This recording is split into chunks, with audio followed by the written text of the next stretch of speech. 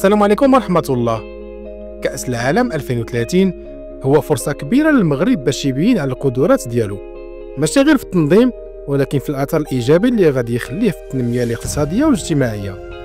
هذا الحدث الرياضي غادي يعطي دفعة قوية للسياحة، البنية التحتية وفرص الشغل في المغرب كامل، ماشي غير في المدن المصادفة فقط. والأهم هو كيفاش نستغلوا هذه الفرصة باش نبنيو مغرب المستقبل، مغرب متطور اللي يستافد من هذا الإنجاز في كل المجالات ويخلي الأثر ديالو واضح في حياة كل المغاربة. وقبل ما نبداو ما تنساوش دير جيم وتشترك في القناة. أنا عدنان سلطان، يلا نبداو. الفترة اللي كتسبق فيها التنظيم ديال كأس العالم مهمة بزاف، حيت المشاريع اللي غادي تنجز البنية الطرقية، الفندقة والبنية التحتية غادي تبقى إرث للأجيال القادمة. هاد التظاهرة عندها فوائد قبل، أثناء وبعد التنظيم.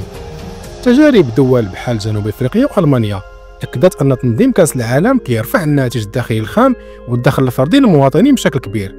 فمثلا جنوب أفريقيا شهدت زيادة ديال 40% في الناتج الداخلي الخام بين 2009 و 2011، وألمانيا عرفت ارتفاع 13% في الناتج الداخلي الخام سنة بعد التنظيم ديال كأس العالم. بالنسبة للمغرب، التوقعات كتشير لزيادة كبيرة في الناتج الداخلي الخام بحلول 2031 مع ارتفاع الدخل الفردي بأكثر من 15%. الموقع الاستراتيجي للمغرب كبوابة بين افريقيا واوروبا غادي يزيد من قيمة هذه الفرصة اللي غادي تساهم في تعزيز الاقتصاد الوطني وتنمية المقاولات المغربية وتحقيق تحول اقتصادي كبير. تنظيم كأس العالم 2030 في المغرب ما غاديش يقتصر على المدن اللي غادي تستضيف المباريات فقط، بل حتى المدن الاخرى غادي تستافد من هذا الحدث الكبير بشكل مباشر او غير مباشر. تجارب ديال دول السابقه بحال جنوب افريقيا، البرازيل والمانيا كيبينوا ان المدن البعيده كتربح بزاف من الناحيه الاقتصاديه والسياحيه، وهذا الشيء كينطبق على المغرب حيت ان 32 مدينه مغربيه غادي تستقبل الفروق المشتركه، وهذا الشيء غادي يعطي فرصه كبيره لكل الجهات باش تستافد من البنيه التحتيه ويستافدوا ايضا من السياح اللي غادي يزوروا مختلف مناطق المملكه. فمثلا الزوار اللي غادي يجيو لاكادير غادي يبغيو يكتشفوا الصحراء المغربيه والثقافه ديالها ويمشيو حتى للداخله. في نفس الشيء بالنسبه للشمال اللي معروفه بالسياحه الجبليه والشاطئيه. اليوم الرهان هو على تنميه كل جهه مع برامج سياحيه متكامله كتشجع السائح باش يزور اكثر من مدينه ويعيش تجربه استثنائيه، بحال السياح اللي غادي يزوروا ورزازات ويشوفوا استوديوهات السينما العالميه ويكتشفوا العادات والتقاليد ديال طنجة اللي قريبه بزاف لإسبانيا. هاد التكامل بين المدن والجهات غادي يكون فرصه باش المغرب يستافد اكثر من الشركاء ديالو في هذا التنظيم بحال اسبانيا والبرتغال، حيت السائح غالبا كيبغي يكتشف ثقافه جديده.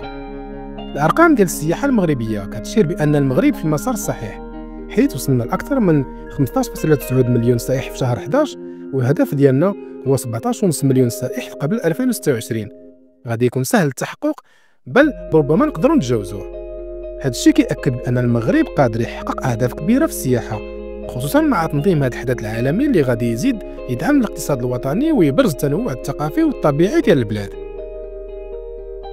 تنظيم كأس العالم 2030 ماشي غير فرصة لاستقطاب السياح الأجانب، ولكن حتى باش نحفزوا السياحة الداخلية، خصوصا أن السائح المغربي هو الزبون الأول في بلادنا حسب تصريح وزارة السياحة.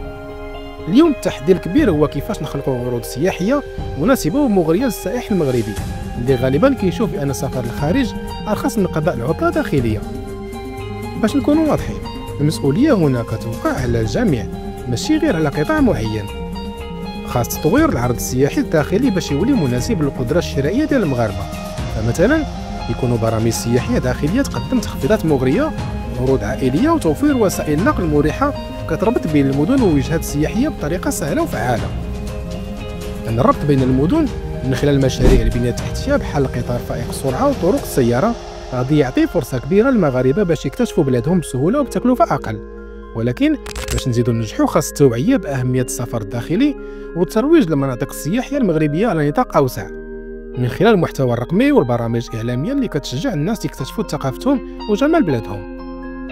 كيف ما السائح المغربي هو أول زبون السياحة الداخلية، فهو حتى المسوق الأول ديالها في العالم. بلا شك إذا كانت عنده تجربة مميزة في بلاده غادي يهضر عليها ويشجع الآخرين يزوروا المغرب. وبالتالي خاص نركزوا على تحسين تجربة السائح المغربي من خلال خدمات أفضل، عروض تنافسية وبرامج كتعزز الانتماء الوطني. هذا الشيء كامل كيعني ان تنظيم كاس العالم خاص ما يكونش فقط فرصه لجذب السياح اجانب، ولكن حتى المغاربه يكتشفوا بلادهم ويجعلوا السياحه الداخليه اختيار اول مفضل عندهم. كنشكركم على حسن المتابعه، كان معكم عدنان سلطان، نتلاقى في فيديو جديد. السلام عليكم.